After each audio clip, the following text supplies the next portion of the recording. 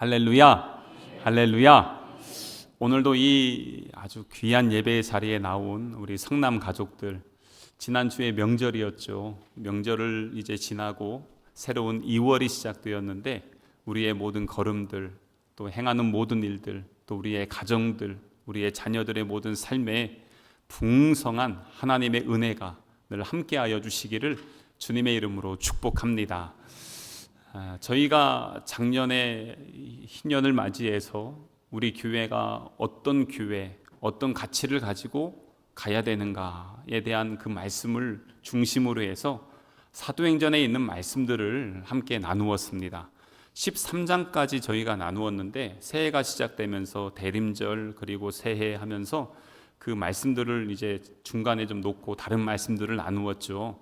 그래서 새해를 시작하면서 저희가 앞에 있는 부분들 그리고 앞으로 나아갈 50년의 그 교회의 비전 다시 한번 잡기 위해서 사도행전적인 교회는 어떤 교회인가, 우리 교회는 항상 표에 바로 그 교회라고 하는 단어가 들어가는데 그게 바로 우리 교회의 비전이고 또 가치이죠. 이 바로 그 교회는 어떤 교회인가, 그것을 가지고 지난 2주 동안 함께 나누었고요. 오늘 마지막 세 번째로 해서 이 앞에 그부터 이어서 함께 좀 정리를 좀 하려고 합니다. 사도행전 1장 8절에는 오직 성령이 너희에게 임하면 너희가 권능을 받는다고 말씀합니다. 왜 그렇게 성령을 주셔야 됐고 권능으로 임재하셔야 될까? 왜냐하면 예루살렘과 온 유대와 사마리아와 땅끝까지 이르러서 증인되라는 것입니다. 그래서 이 사도행전에 있는 이 말씀들을 보면 그 말씀들이 그대로 이루어지는 현장들, 그것들을 우리들에게 보여주고 있습니다. 그래서 사도행전적 교회는 성령이 충만한 교회였습니다. 그 안에서 하나님의 교회가 부흥하게 되고 날마다 기적의 역사가 일어나고 그 안에서 복음으로 말미암아 사는 믿음의 사람들이 일어나게 됐죠. 하지만 그로 인해서 교회에는 많은 환난과 핍박이 있었습니다. 그럼에도 불구하고 믿음의 형제들은 복음을 포기하지 않았습니다. 담대하게 복음을 전하고 복음으로 살아왔습니다. 그래서 하나님 나라가 세워지고 그 안에서 놀라운 은혜의 역사가 일어나게 되는 것입니다. 이 초대 교회, 사도행전적 교회, 그리고 바로 그 교회는 예수님이 주인 되신 교회, 그리고 성령님이 역사하시는 교회, 하나님이 영광 받으시는 바로 그 교회였습니다. 그래서 우리의 교회, 이 교회론도, 목회 철학도, 그리고 우리의 신앙의 기준도 바로 주님의 몸된 교회, 이 사도행전적 교회, 바로 그 교회로 함께 마음이 모아져야 되는 것입니다. 그래야 이제 우리가 나아갈 50년의 그 거룩한 비전을 가지고 함께 손에 손을 붙잡고 나아갈 수 있게 되는 것이죠. 그래서 이 초대 교회가 엄청나게 부흥을 합니다. 그 부흥을 하면서 그 교회 안에 도움이 필요한 사람들이 나오게 됩니다. 사도행전적 교회의 특징의 여섯 번째 교회가 특징이 뭐냐면 주의 일꾼들, 동역자를 세우는 교회입니다. 근데 이 일꾼들 그리고 직분자들, 사역자들, 이 동역자를 세우는 그 원인은 무엇이었을까요? 교회 안에 갈등이 있었습니다. 엄청난 부흥과 함께 수많은 사람들이 교회로 몰려들게 되었고 그 교회 안에는 반드시 구제가 필요한 사람들이 있었습니다. 구약 성경에 보면은 구제가 특별히 필요한 사람들을 지목해 주셨는데 고아나 과부나 나그네들이었습니다. 교회 안에 많은 과부들이 있었고요. 당시 로마의 아주 압제 아래서 고통받는 그러한 민중들 속에 아주 과부들은 참 힘들고 어려운 삶을 살았습니다. 그래서 교회는 그 사람들을 섬기기 위해서 매일 구제도 하고 또 주중에 구제도 하면서 계속해서 구제에 힘썼습니다. 그런데 사람들 보면 팔이 안으로 굽듯이 이 교회 안에도 보면 이 히브리파 이 과부들이 있고 헬라파 과부들이 있었습니다. 히브리파는 정통 유대인들이죠. 이스라엘 사람들입니다. 그러다 보니까 이 사람들에게는 구제가 잘 되는 거예요. 근데 헬라파 사람들에게는 구제가 잘 되지 않는 것입니다. 먹을 것이 줄어들기 시작하니까 그 교회 안에서 불만과 원망이 일어나기 시작했습니다. 이것이 갈등이 되는 것이고 교회에 심각한 문제가 되었습니다. 그러한 것들은 오늘 우리 주변에서도 가끔씩 볼 수 있습니다. 제 동기 목사님이 서울의 강남의 그 삼성동에서 목회를 하다가 인천에 있는 그 인천항 옆에 있는 만수동으로 이제 사역지를 옮기게 되었습니다. 작년에 만났어요. 그래서 제가 궁금해서 한번 물어봤습니다. 아니 그 우리나라에서 가장 잘 산다는 사람들이 모여 있는 강남에서도 삼성동 거기에서 있다가 그 다음에 저쪽 그 인천으로 갔는데 어떤 차이점이 있냐 이렇게 물어봤어요. 그랬더니 다른 얘기를 않고 딱 요 얘기 하더라고요. 삼성동에서 사역을 할 때, 강남에 있을 때는 교회 행사 있잖아요. 예를 들어서 야유회나 아니면 전교인 체육대회나 이런 것들을 할 때 모든 상품들을 다 다이소에서 산대요. 1,000원짜리, 2,000원짜리 그런 거 사서 그걸로 나눠주는데 그거 가지고 왜 이런 거 주냐 저런 거 주냐 원망하는 사람 한 명도 없다는 것입니다. 그런 거에 매이는 게 아니라 그 체육대회나 야유회에 집중하고 어떻게 우리가 교제하고 어떻게 힘쓰냐 하나가 되느냐 여기에 사람들의 마음이 집중돼 있다는 것입니다. 그런데 이제 인천으로 갔어요. 그랬더니 자기가 거기서 있으면서 놀랐던 게 뭐냐면 교회 앞에서 노상방뇨하는 사람들을 일주일에 한 번이나 두 번씩 본다는 겁니다. 그리고 또한 교회에서 성도들이 이런 행사를 할 때 가장 중요하게 여기는 게 뭐냐면 프로그램이 아니라 교회에서 나에게 무슨 상품을 줄까? 어떤 상품을 준비하느냐? 이게 성도들의 가장 큰 관심이라는 겁니다. 그래서 누군가에게 조금 더 주고 누가 덜 받으면 그거 가지고 교회 안에서 싸움이 나기도 하고 문제가 생긴다는 겁니다. 그래서 이 목사님이 전략을 세운 게 뭐냐면 우리 성도들에게 더 좋은 걸 좀 줘야 되겠다. 그래서 성도들 만날 때도 괜히 호텔에 가서 호텔 제과점에 가서 쿠키나 빵을 사가지고 와서 성도들에게 얘기한대요. 집사님 이거는 호텔에서 사온 빵이고 쿠키예요. 그럼 엄청 좋아하신다는 겁니다. 강남에서는 한 번도 그런 경험을 한 적이 없었대요.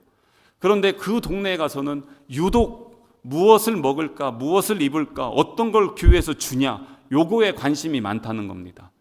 그래서 그 얘기를 들으면서 저도 우리 교회는 어떤가, 우리 그 야유회나 아니면 뭐 할 때마다 상품, 아니면 명절 때 우리 어르신들에게 선물을 드리는데 저한테 와서 직접 왜 이런 거 하냐고 말씀은 안 하시지만 혹시 뒤에서 혹시 그러진 않습니까? 어떤진 모르겠어요. 그런데 여기 예루살렘 교회가 그런 거예요. 이런 거 저런 거 주냐 마냐 이런 거 가지고 교회 안에서 원망하고 불평하기 시작합니다. 원래 교회는 없었고 처음 탄생되자마자 그걸 시작했는데 전에는 받지 못했던 걸 새롭게 받게 되는 거잖아요. 그런데도 이렇게 다른 사람은 받고 나는 받지 못한다는 거, 그것 때문에 지금 이런 문제가 생긴 겁니다. 그래서 직분자는 뭐냐? 이러한 갈등을 치유하고 회복하고 그 어려운 사람들을 찾아내서 구제하고 섬기는 일들을 하기 위해서 직분자, 바로 집사가 세워진 것입니다. 그래서 7명의 집사가 그렇게 세워졌습니다. 오늘 우리의 직분이죠. 그래서 우리 직분자들이 마땅히 해야 될 일들이 무엇인가? 교회가 화평하게 하고 교회 안에 하나님의 은혜가 넘치도록 힘쓰는 것이 바로 직분자의 사명인 것입니다. 그렇게 하면서 이러한 일들이 함께 일어나면서 교회는요 안정되고 더 풍성한 부흥의 역사가 일어나는 것을 보게 됩니다. 그래서 오늘 우리 한국교회는요 이제는 목회자 중심이 아닌 평신도 중심으로 계속해서 시스템이 바뀌어 나가고 있습니다. 과거에는 강력한 카리스마를 가지고 목회를 하던 시대였다면 이제는 성도들과 함께 동역하고 연합해서 주님의 몸된 교회를 세워나가는 그러한 시대가 된 것입니다. 그래서 우리 교회가 좀 그런 교회가 됐으면 좋겠다. 지금도 그렇게 많이 되어져 가고 있지만 더 그렇게 좀 됐으면 좋겠다 하는 개인적인 바람이 있습니다. 지난주에 박순자 집사님 장례 때 가서 보신 분들 아시겠지만 유족들 해가지고 칸 나오는데 보면은 딸 이름만 딱 해서 한 줄 나오잖아요. 참 마음이 좀 아팠어요. 영란이가 혼자 있었는데, 그래서 저도 염려했어요. 혼자 어떻게 장례를 다 할 수 있을까? 근데 가서 보니까 거기에 친구들이 와 있더라고요. 그 친구들이 한 두세 명 계속 있으면서 처음부터 끝까지, 그리고 입관 예배할 때도 보니까 휴지 들고 와서 옆에 앉아가지고 울고 있으면은 휴지 건네주고 닦아주고 옆에서 안아주고 위로해주고 기도해주고, 그러면서 제가 물어봤어요. 언제까지 있을 거냐? 그랬더니 화장장까지 가서 마무리할 때까지 제가 있으려고 합니다. 친구들이 그렇게 나머져서 제가 아주 편하게 고맙다, 너희들 충분히 그럴 수 있어, 이렇게 이야기를 했어요. 왜냐하면 그 친구들이 이미 저를 잘 알고 있습니다. 왜 잘 알고 있냐면 제가 전에 사역했던 교회, 제가 담당했던 부서의 청년들이었습니다. 그래서 잘 알죠. 제가 지금껏 목회 생활을 하면서 여러분들에겐 죄송하지만 최고의 공동체라고 꼽는 데가 바로 그 청년부였습니다. 그 바로 직전엔 오전에 제가 목사님 비서실에서 비서 목사로 있었거든요. 그런데 목사님이 아침에 오셔서 김 목사, 네, 오후부터 청년부로 가, 그러는 겁니다. 그래서 오후에 청년부로 부임을 했습니다. 좀 당황스러웠죠. 근데 이 청년부가 출석이 보통 평균이 1년 400명, 많이 오면 500명, 그리고 제적은 1000명대, 제 밑에 부교역자가 5명이 있었습니다. 그런데 이 청년들이 이렇게 있는데 이걸 제가 어떻게 감당할 수 있을까 그랬는데, 이 청년들이요 얼마나 잘 섬기는지, 임원들이, 청년 임원들이 30명에 구역장이 116명이었습니다. 그래서 이제 제가 총괄을 해야 되니까 아주 바쁘게 사역을 했습니다. 근데 이 친구들이 이러는 겁니다. 수련회를 하는데, 제가 그래도 우리 교단에서 수련회 하면은 그래도 어디 가서 이렇게 이름 낼 만큼 많이 사역을 했거든요. 교단 캠프나 학교 캠프나 이런 것들을 다 진행을 해봤기 때문에 청년들에게 가서 수련회 내가 좀 뭐 도와줄 거 없냐 그랬더니 뭐라고 하냐, 목사님 저희가 다 알아서 할게요. 진짜로? 아유 괜찮아요. 그럼 난 뭐 해야 돼? 그랬더니 쉬세요 그러는 겁니다. 정말 그래도 돼? 예. 수련회를 갔더니 진짜로 자기들이 처음부터 끝나는 날까지 프로그램들을 다 준비하고 자기들끼리 진행을 다 합니다. 그래서 저는 뭐 했냐면 우리 부교역자들 5명 데리고 나가서 하루 종일 놀다 왔습니다. 우리 부서 수련회인데 교역자들이 할 게 없습니다. 그래서 진짜 쉬라고 해서 가서 우리 밥 먹고 회의하고 그리고 놀다가 들어왔어요. 지난 1월 달에 두 번째 주 왔던 문구민 선교사님 있죠? 그 선교지를 가는데, 선교지 가기 위해서 그럼 우리는 뭘 해야 되냐, 어떻게 하면 좋겠냐 그랬더니 저한테 그러는 거예요. 목사님 저희가 알아서 다 할게요. 진짜로? 네. 어떻게? 그랬더니 선교사님한테 직접 연락해서 재정, 예산, 프로그램 다 준비하고 6개월짜리 모임을 매주 모이는데 제가 관여한 것이 하나도 없습니다. 자기들이 다 준비하고 다 진행을 해서 그 선교를 갑니다. 그럼 난 뭐 해야 돼? 그랬더니 목사님은 말씀만 전해주세요. 그래서 저는요 말씀만 준비하고 갔습니다. 하나도 신경 쓰지 않았습니다. 그냥 모든 것이 다 이루어졌습니다. 그렇게 훈련이 되어 있는 공동체이기 때문에 그날 아침에, 그날 목사님이 사임하고 제가 부임하고 이런 상황에서도 공동체에 전혀 변동이 없었습니다. 그냥 그대로 이루어져 갑니다. 왜 그랬을까? 훈련받은 지체들이 많이 있었기 때문에 그렇습니다.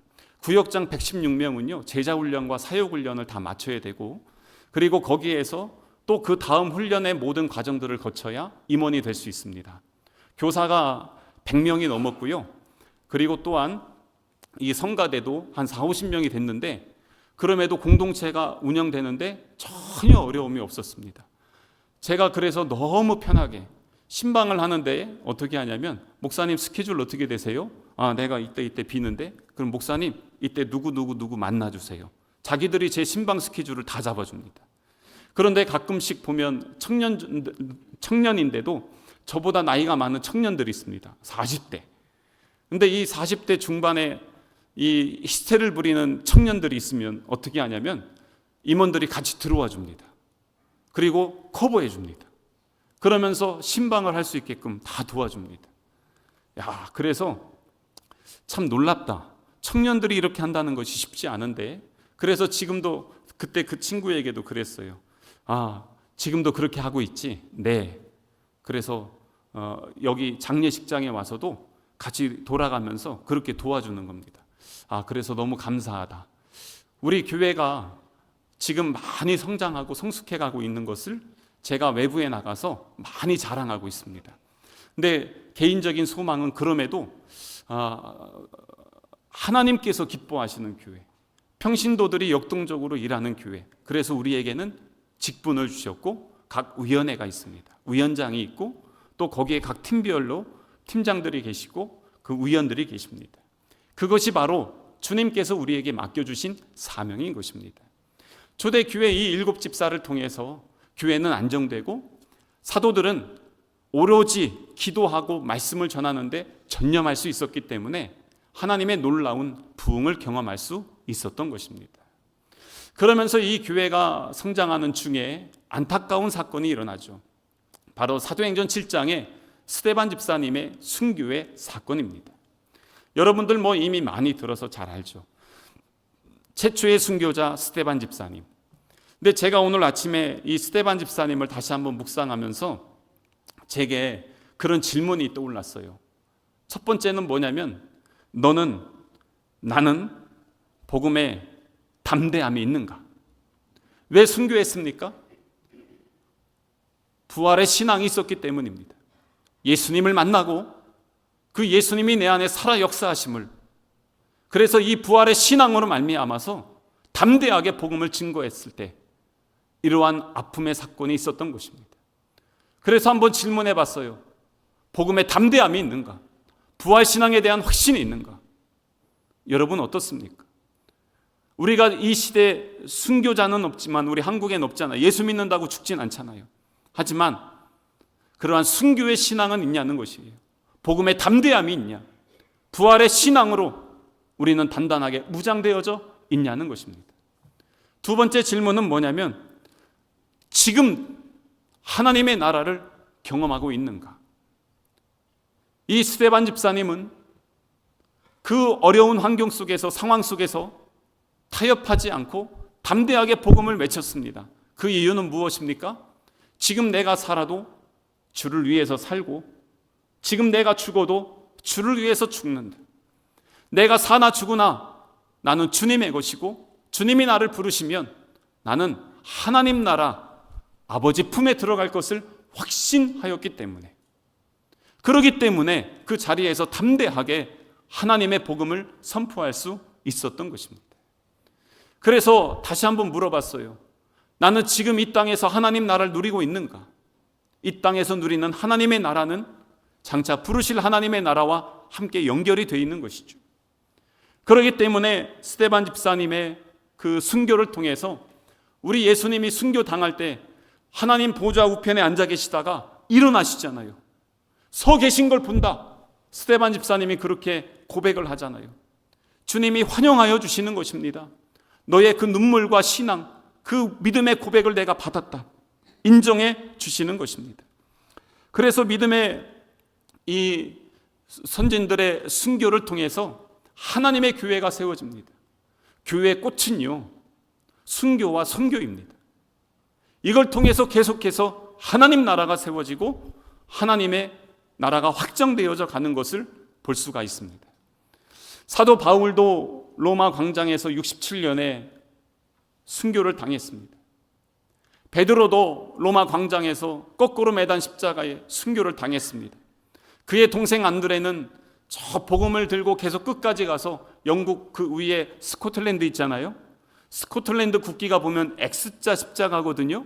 그게 뭐냐면 바로 성 안드레의 십자가입니다. 거기에서 X자 십자가에 못 박혀 죽음을 당했습니다.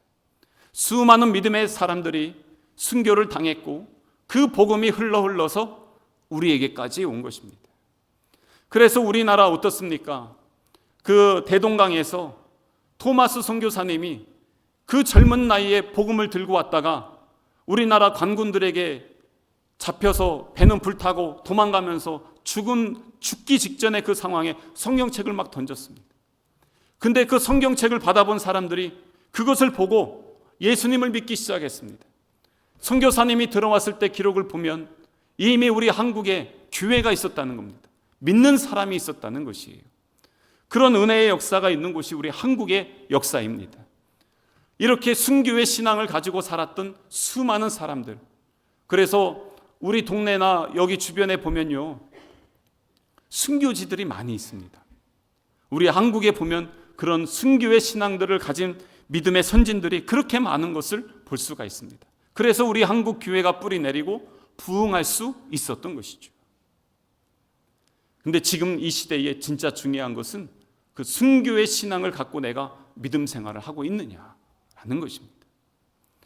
그러면서 이 순교를 통해서 오늘 우리가 읽은 말씀 8장 1절에 보면 사울은 그가 죽임 당함을 마땅히 여기더라.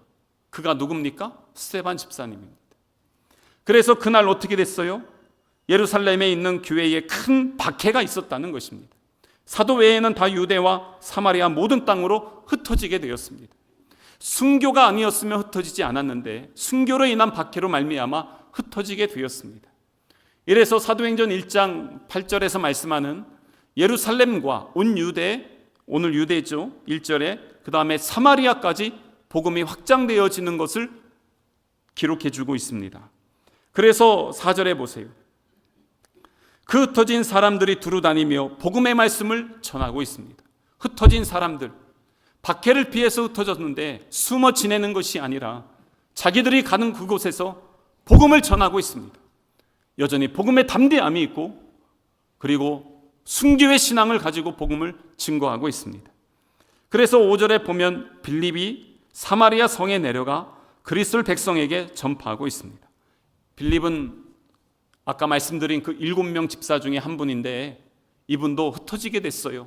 사마리아 지역으로 갔습니다. 사마리아 지역에 있는 사람들 얼마 전만 해도요, 그 인간들은 쳐다보지도 않았습니다. 짐승 취급했습니다. 그런데 그 사람들에게 다가갔을 때 그들 속에 예수님이 필요하다는 것을 알게 되었습니다. 복음을 증거하기 시작합니다. 그러면서 복음이 확장되어지기 시작합니다. 사도행전 10장에 보면은 10장과 11장에 걸쳐서 고넬료 사건이 나옵니다. 고넬료라는 이탈리아의 로마 군인 백부장 장교입니다. 근데 이 사람이 예수님을 믿게 되는 사건을 특별하게 기록을 하고 있습니다. 이렇게 길게 기록하는 것은 그만큼 특별한 사건이었다는 것입니다. 오늘 8장에 있는 말씀에는 사마리아까지 복음이 들어갔는데 이제는 10장과 11장에 보니까 이제 로마 사람에게까지 복음이 들어가는 것을 보여주고 있습니다. 그래서 이 예루살렘 교회가 점점 확장되어지기 시작하고요, 흩어진 이 디아스포라 교인들을 통해서 하나님 나라가 세워지고 있는 것입니다. 그러면서 13장, 12장, 13장에 가보면 거기에는 이제 새로운 교회가 탄생되어지는데 바로 그 교회는 안디옥 교회입니다. 새로운 은혜의 공동체입니다. 근데 이 교회의 특징이 뭐냐면 이 교회는 이방인을 품는 교회입니다. 그러니까 사도행전 교회의 특징은 여기에서 말씀해 주는 게 뭐냐면 이방인을 품는 다양성이 공존하는 교회, 그게 바로 사도행전적 교회인 것입니다. 그래서 이 교회는 피부가 달라요. 백인도 있고 흑인도 있고 아시아인도 있습니다. 게다가 이 교회는요, 생활 환경이나 문화적인 배경도 너무나 달라요. 그런데 이 교회가 함께 모여서 예수 그리스도의 이름으로 교회가 되었습니다. 갈라디아서 3장 28절에 보면 너희는 유대인이나 헬라인이나 종이나 자유인이나 남자나 여자나 다 그리스도 예수 안에서 하나이니라. 그리스도 안에서 하나라는 것입니다. 교회가 건강하다는 게 무엇일까요? 교회가 건강하다는 것은 그 공동체에 누가 들어왔든지 그 공동체에서 그 사람이 인정되고 존중되고 그 믿음과 신앙이 성장하여서 하나님의 자녀로 세워지는 것입니다. 그게 건강한 교회입니다. 건강한 공동체도 마찬가지입니다. 그래서 교회 안에서 배경 때문에, 문화 때문에, 아니면 인종 때문에 차별당하는 것, 그것은 온전한 교회가 아닙니다. 주님이 기뻐하시는 교회가 될 수 없습니다. 과거 우리나라는요, 단일 민족이라는 것을 엄청 자랑스럽게 여겼습니다. 그런데 요즘 어떻습니까? 밭에 나가서 우리 서산 여기 동네만 나가도요, 일하시는 분들 보세요. 이사집센터 겨울에 들어오는 분들 있잖아요. 다 몽골 사람들입니다. 게다가 뭐 베트남부터 이 아시아 지역, 다른 나라 지역에서 들어온 일꾼들이 얼마나 많이 있습니까? 그 사람들 아니면 한국이 이제 돌아가지 않는다고 하잖아요. 이제는 단일 민족을 자랑하는 것이 아니라 다양성을 인정해야 되는 시대가 온 것입니다. 요즘 우리나라 한국 정치 엄청난 갈등이 있습니다. 너무나 심각한 갈등의 중심에 교회가 있습니다. 아스팔트 뭐 광화문이다 여의도다 어디다 하면서 하는데, 그것들 하는 집회를 할 때 그 주체들이 다 어디냐면요, 목사님이나 아니면은 교인들입니다. 그래서 그 부분들 때문에 요즘 뭐까지 오냐면, 저에게 이게 카톡이 왔어요. 극한 정치적 갈등 속에 있는 기독 시민을 위한 행동 지침. 그래서 안 됩니다. 하지 말아야 될 거 9가지, 이렇게 합시다. 해야 될 거 9가지. 그래서 문자가 왔어요. 그만큼 지금 한국 교회가, 그리고 한국 사회가 갈등 가운데 있다는 겁니다. 그래서 참 안타깝습니다. 그런 거 볼 때마다. 아니, 왜 교회가 여기 중심에 들어가 있어야 될까요? 잘못됐습니다. 예수님을 보세요. 예수님이 그렇게 하셨습니까? 하나님이 세상을 이처럼 사랑할 때 세상을 사랑하는 그 사람은 내가 좋아하고 내 이념에 맞는 사람만 사랑했을까요? 그러지 않습니다. 하나님이 세상을 이처럼 사랑할 때는 그 모든 사람들이 다 그 안에 포함이 되어 있고, 예수님은 그 사람들을 사랑하여 주셔서 하늘의 모든 영광을 버리시고 이 땅에 오셔서 그 한 영혼을 위해서 십자가에 달려 돌아가셨습니다. 예수님의 제자를 보세요. 예수님의, 요즘으로 얘기하면요, 극우에서도 깡극우로 칭함을 받았던 당시의 세리 마태, 그 이스라엘 사람들에게 세금 걷어서 로마에다가 갖다 주었던 사람, 그러면서 중간에 다 착복했던 사람, 그 사람이 예수님의 제자에 들어왔습니다. 마태복음을 쓰잖아요. 나중에는 예수님의 제자 중에 독립운동했던, 요즘으로 얘기하면요, 극우에서도 완전 깡극우에 좌에 가 있던 그 사람들, 열심당원들 최소 3명이 있었습니다. 이 사람들의 임무가 뭐냐면 마태 같은 사람 암살하는 것이었습니다. 근데 이 사람들이 예수님 제자로 들어왔습니다. 근데 이 사람들이 예수 안에서 하나가 됩니다.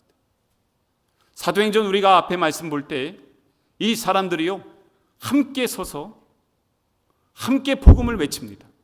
함께 선다는 건 복수인데 외친다는 것은 단수라고 전에 말씀드렸습니다. 뭐냐면 다양한 사람이 섰는데 그들의 입에서 나오는 단어는 하나였습니다. 예수는 그리스도이시고 그는 우리를 위해서 이 땅에 오셔서 죽으시고 부활하셨다. 복음이 나갔습니다. 교회 사명은 복음을 전하는 것이고 영혼을 치유하고 살리는 것이지, 교회는 갈등을 하고 분열하는 것이 아니라는 것입니다. 교회는 그런 다양한 사람들이 들어와서, 안디옥 교회는 그 다양함 속에서 하나님의 놀라운 폭발적인 은혜를 경험하게 됩니다. 앞에 있는 사도행전의 말씀에 보면 교회, 대표적인 교회는 예루살렘 교회였어요.